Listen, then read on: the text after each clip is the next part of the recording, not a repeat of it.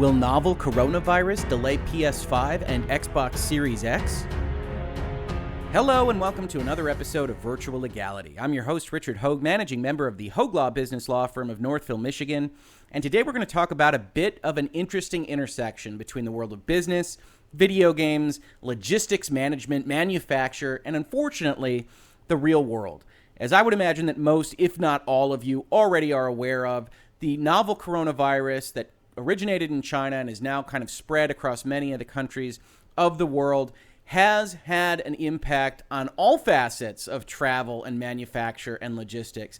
And while we're going to talk about one specific aspect here in this video, I do want to say before we start, obviously, this is of minimal importance in the grand scheme of things compared to a potential outbreak, the deaths that it has already caused, that it may cause in the future. And so I don't want to look lightly on that as we go through this. It's just that I'm not a health professional. I'm not a pandemic expert. And so what things I can talk about in terms of business and law, I do talk about. And obviously video games are very important to me. And it looks like the outbreak of the novel coronavirus might have an impact on that. So that's why we're having this video. I hope none of you think that I'm treating the actual pandemic possibility too lightly, but there's very little I can offer to add to that. So we're going to talk about what I can talk about, which is with respect to business, industry, and video games. So without further ado, I want to talk about an article that I saw in GameSpot yesterday that is labeled PS5's website is live, promises price, release date, and games are coming.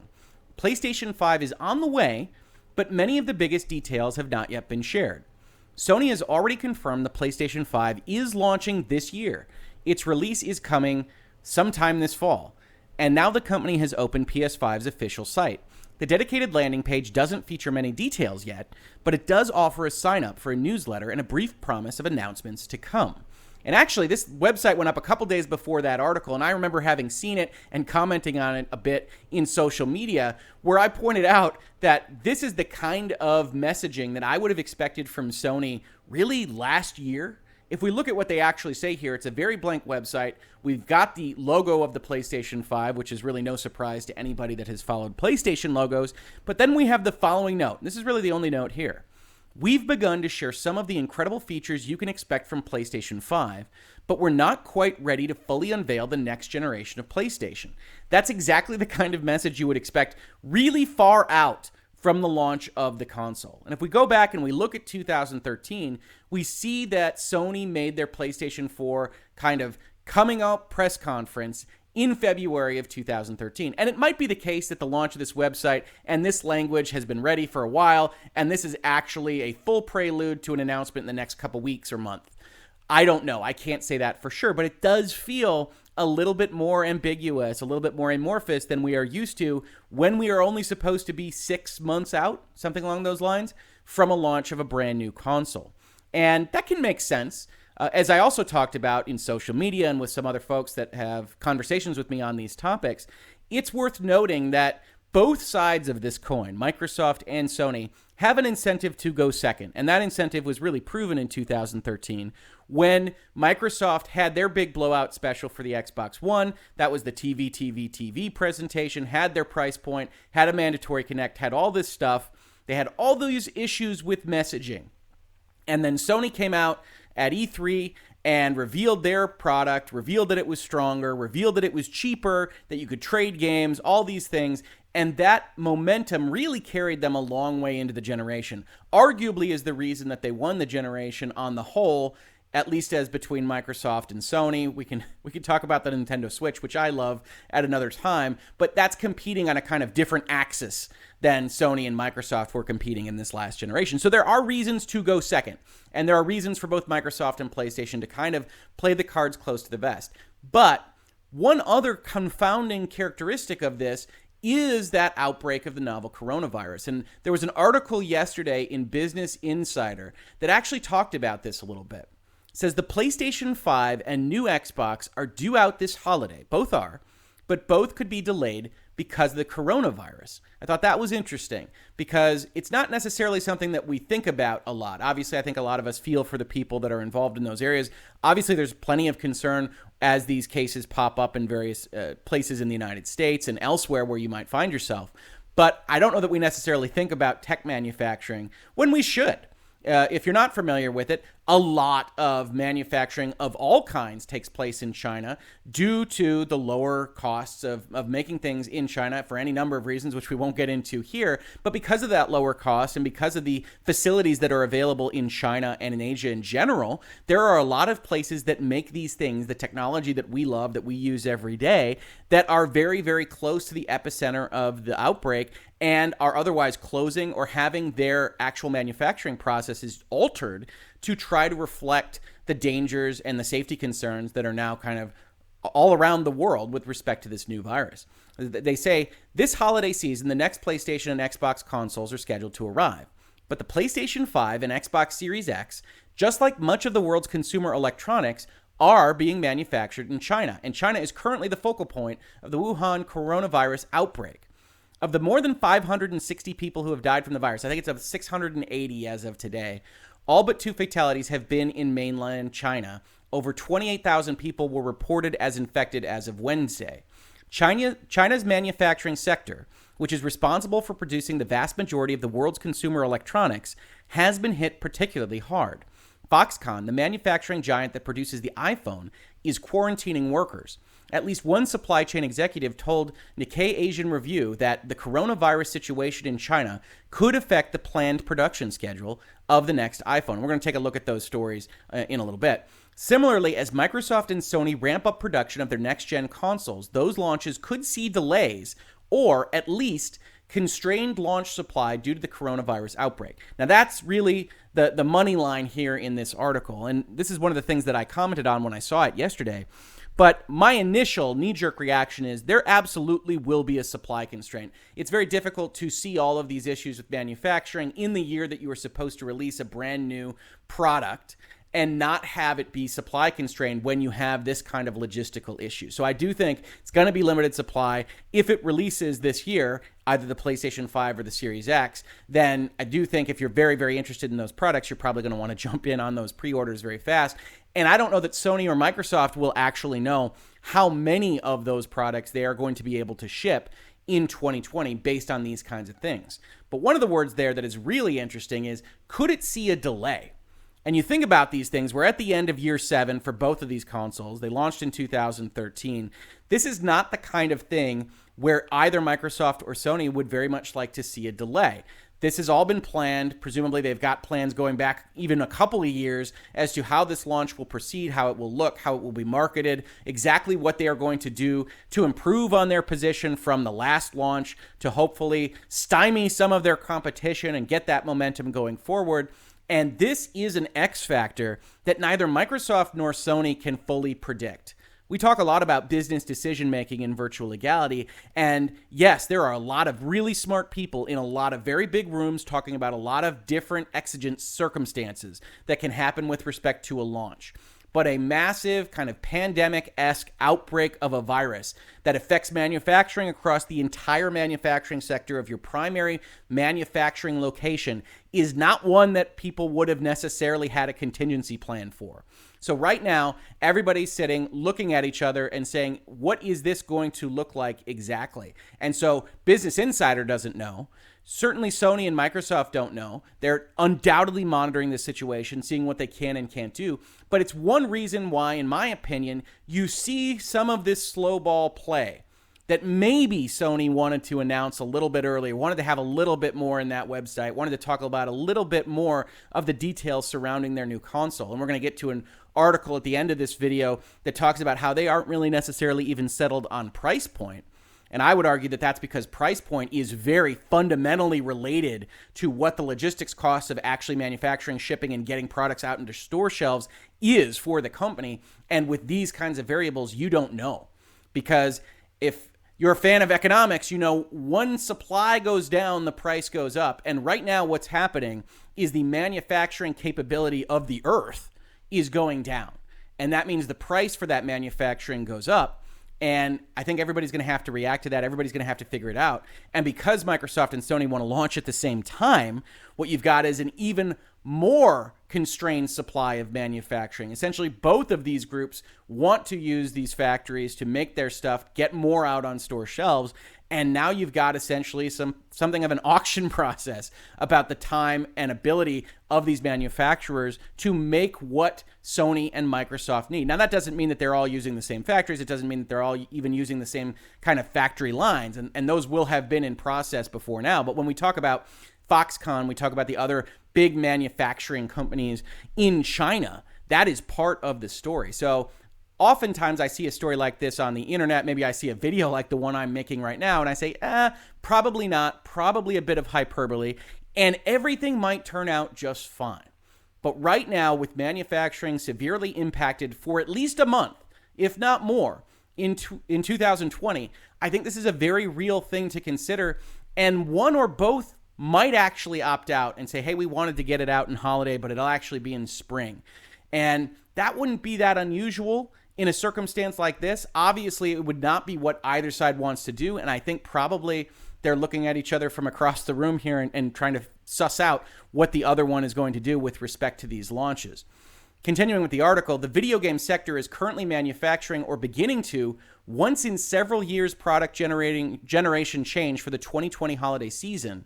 A note from the Jefferies Group published this week says, it's an investor advisor group, if company shutdowns exceed a month or so, game schedules will be delayed. New consoles may likewise suffer supply issues from a prolonged disruption ahead of their fall 2020 planned launches. Put more simply, next-gen consoles and the games being produced for those consoles may get hit with delays due to the coronavirus outbreak. And again, I totally understand if you watch this video or if you read these articles and you say, well, that would be unusual. All of the marketing for both of these companies has aimed at 2020. It's 7 years. 7 years appears to be the generational time frame for these things right now. So what are the chances that something really happens? And I would say, I don't know that they will get delayed out of the year. I do think there will be a supply issue with these things. But as we look at the stories that are coming out about this virus and about what it's doing to Chinese manufacturing, it is not hyperbole. We've got a Business Insider article here that says China's coronavirus might disrupt Apple's production plans for the iPhone. Obviously, Apple makes a ton of iPhones, but it's worth noting that they might move their production back. And if you're more interested in gaming, Business Insider has a story here that says Nintendo Switch shipments to Japan will be delayed by the coronavirus. And it wouldn't surprise me if Switch production really has a significant issue because of the virus, because of the manufacturing issues in China and in Asia in general.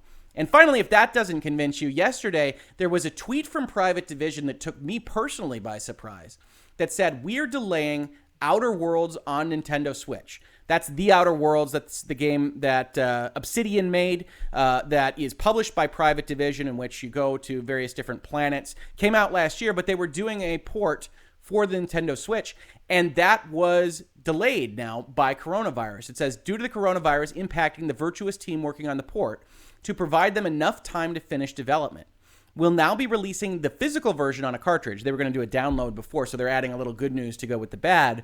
Once we have a new launch date, we'll let you know. A number of people responded saying, oh, is the Virtuous team okay? You know, they're pretty good at ports. Is everything fine? They say to clarify, Private Division does, the team at Virtuous is okay, but their office has remained closed during this time.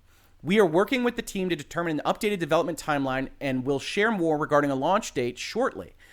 Virtuous isn't in China, I don't believe. They're in Singapore, but this shows the impact that this is having across Asia. This is directly impacting the release of a game. This office has been closed. They haven't been able to work on it.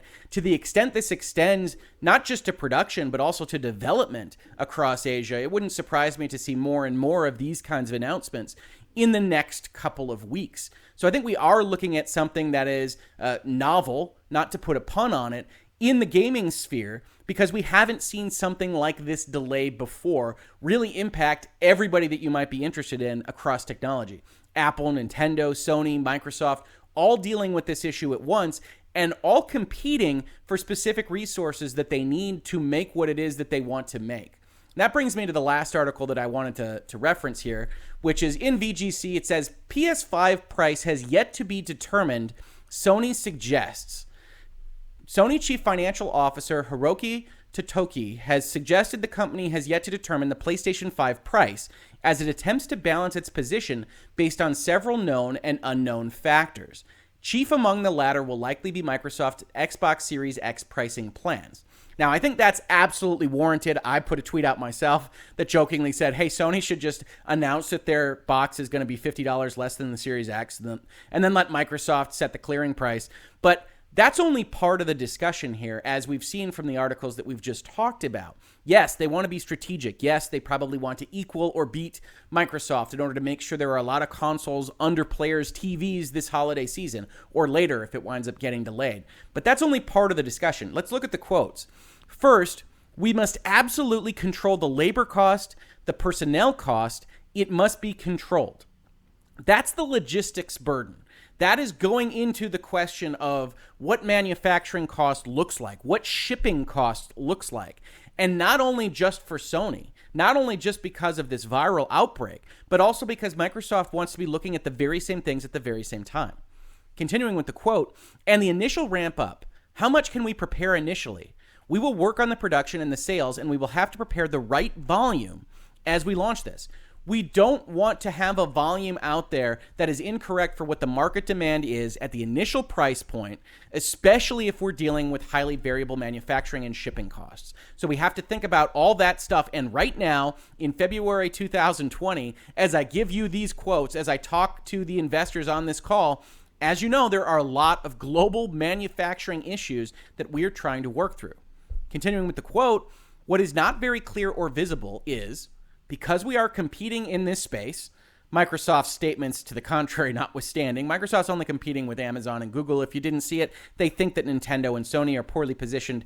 It's fine. Maybe we'll do another video on that. But I found it humorous because this quote directly talks about competition, primarily with Microsoft on this point. Because we are competing in this space, it's very difficult to discuss anything about the price at this time. In other words, we don't want to go first if we can avoid it. Depending upon the price level, we may have to determine the promotion that we are going to deploy and how much costs we are prepared to pay. So it's a question of balance. And because it's a balancing act, it's very difficult to say anything concrete at this point of time.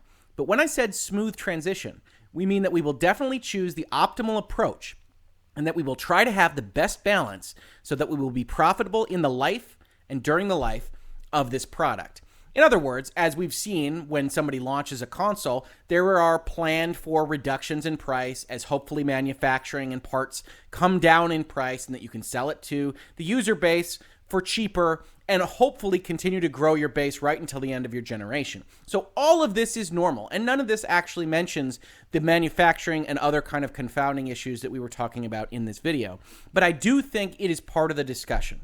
I do think we would be expecting Sony and Microsoft to have given us a little bit more information about what these boxes look like, what it is that they are going to ask us to purchase from them at the end of this year so that we know exactly what we need to save in our bank accounts so that we can plan for it, so that we can know what it looks like overall. It's only February. This could all change next week. This could all change next month.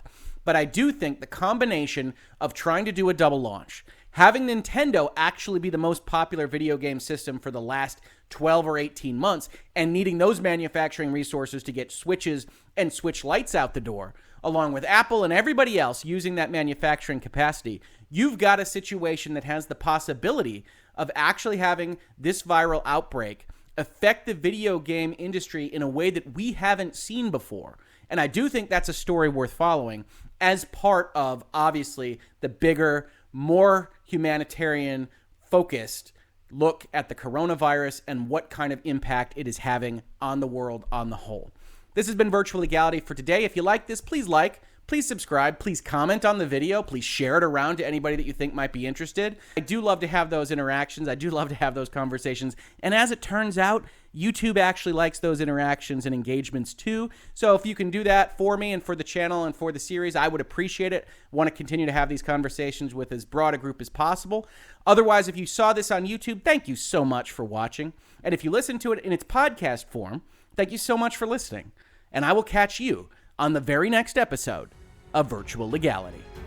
Virtual Legality is a YouTube video series with audio podcast versions presented as commentary and for education and entertainment purposes only.